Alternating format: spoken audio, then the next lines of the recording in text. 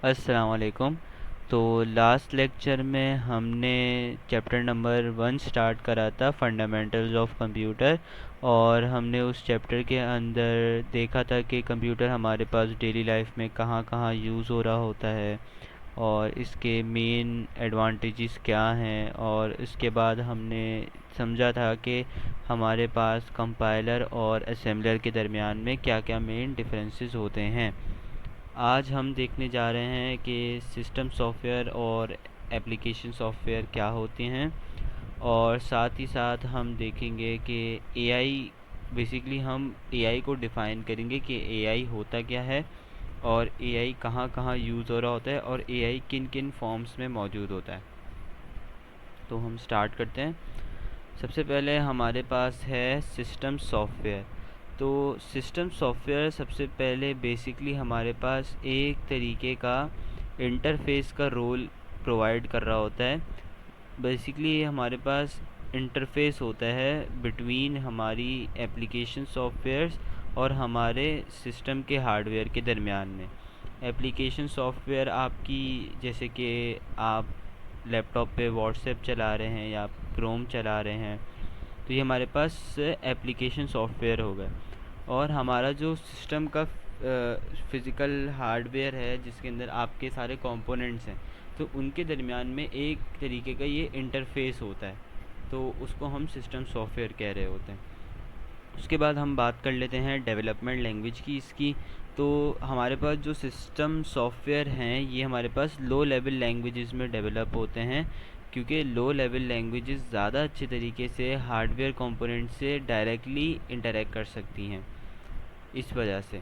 और हमारे पास system softwares का पर्पस क्या होता है? ऑपरेटिंग और managing computer hardware operation. Basic operation यही होता है सिस्टम सॉफ्टवेयर का, कि वो कंप्यूटर हार्डवेयर के ऑपरेशंस को मेंटेन कर रहे होते हैं। उसके बाद बात कर लेते हैं इंस्टॉलेशन की। तो सिस्टम सॉफ्टवेयर जो है वो ऑटोमेटिकली इंस्टॉल हो जाता है जब हमारे पास ऑपरेटिंग सिस्टम इंस्टॉल हो रहा होता है। आप जब भी कोई सा भी ओएस डाउनलोड कर रहे होते हो, जैसे विंडोज़ हो गया या मैक ओएस हो गया, तो इसके साथ साथ ही आपका जो सिस्टम सॉफ्टवेयर है वो भी ऑटोमेटिकली डाउनलोड हो जाता है। उसके बाद हम बात कर लेते हैं यूज़र इंटरेक्शन की। तो यूज़र इंटरेक्शन में हम देखें तो इसका यूज़र से ज़्यादा इंटरेक्शन नहीं होता बेसिकली ना। फीचर्स मिनिमल और नो यूज़र इंटरेक्शन, क्योंकि ये हमारे पास क्या है, ये हमारे पास एप्लीकेशंस के दरमियान में बेसिकली इसका मेन रोल होता है। इसका यूज़र से डायरेक्टली इतना लिंक नहीं हो रहा होता। इंडिपेंडेंस की बात कर लेते हैं। तो बेसिकली ये सिस्टम सॉफ्टवेयर जो है वो हमारे पास इंडिपेंडेंटली रन कर सकता है, और ये प्रोवाइड करता है, एक तरीके से एक प्लेटफॉर्म प्रोवाइड करता है बाकी सॉफ्टवेयर्स को। इसकी अगर मैं एग्जांपल्स की बात करूं तो सबसे पहली एग्जांपल मेरे पास ऑपरेटिंग सिस्टम्स हैं। कंपाइलर्स हो गए, असेंबलर्स हो गए, डिवाइस ड्राइवर्स हो गए, तो ये सारे हमारे पास जो है वो सिस्टम सॉफ्टवेयर्स की एग्जांपल्स में आते हैं। उसके बाद हम बात कर लेते हैं एप्लीकेशन सॉफ्टवेयर की। तो एप्लीकेशन सॉफ्टवेयर में बेसिकली हमारे पास जो है वो क्या पर्पज़ है कि किसी एक स्पेसिफ़िक टास्क को परफ़ॉर्म करने के लिए जो है वो एप्लीकेशन सॉफ्टवेयर को जो है वो बनाया जाता है। जैसे कि फॉर एग्ज़ाम्पल क्रोम है। क्रोम हमारे पास क्या है, एक सर्च इंजन है।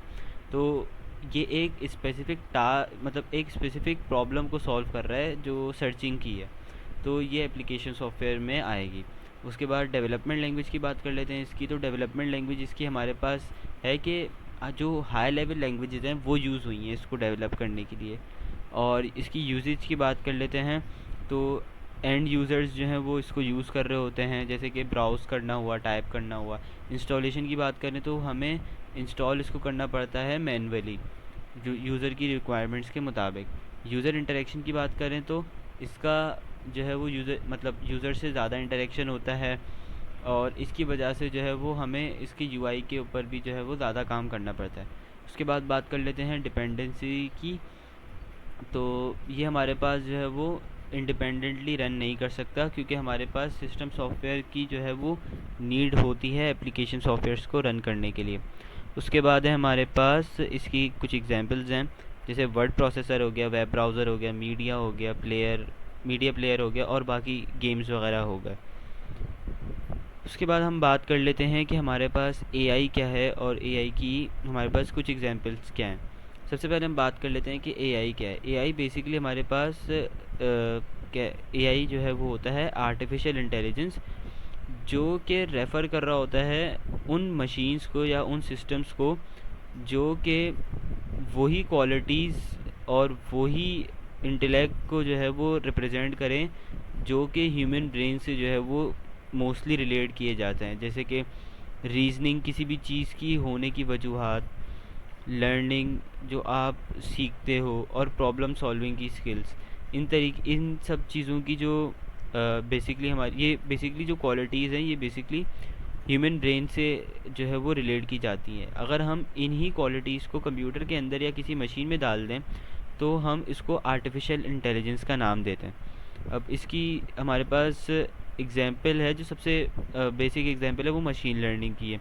लाइक कैसे एआई जो है वो हमारे पास मशीन लर्निंग में बहुत ज़्यादा यूज़ होता है, क्योंकि जो हमारे एल्गोरिथम्स जो हैं वो डेली रूटीन्स को जो है वो मतलब डेली रूटीन्स की चीज़ों के ऊपर जो है वो लगाने के लिए यूज़ हो रहे होते हैं।